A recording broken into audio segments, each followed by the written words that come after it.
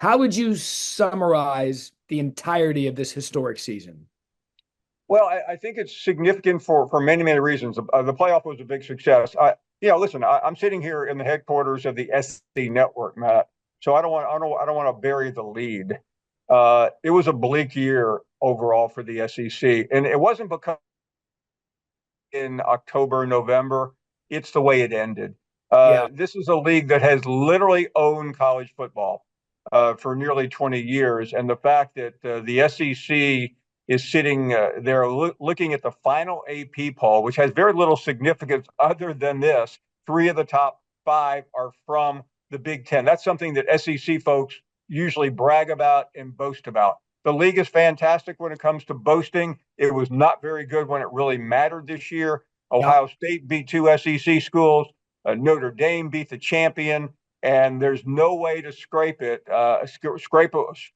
the fact that right now, at this moment in time, the Big Ten is the king and really owns the crown. And the SEC could just sit around and talk about basketball for that matter.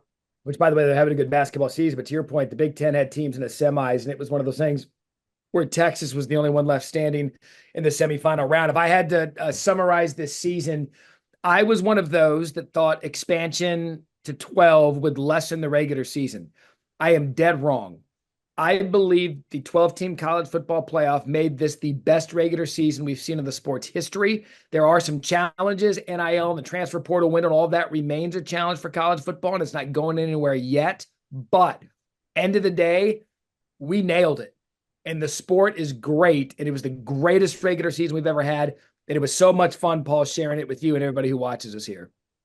No, and I'm really, and it, however it ended, it's not going to take away the journey. We're sitting here on the morning of January 21st, never gone this late, but all the issues that college football has, and there are myriad issues, they'll figure them out at some point in time, but it doesn't take away from what you just laid out. And I think to one of your earlier points about Ryan Day, when you talk about Paul Brown and Woody Hayes and Jim Tressel and Urban Meyer, I mean, he is in rarefied air right now, and that is the program of which a lot of college football revolves around. And down in SEC country, it's all about Arch Manning.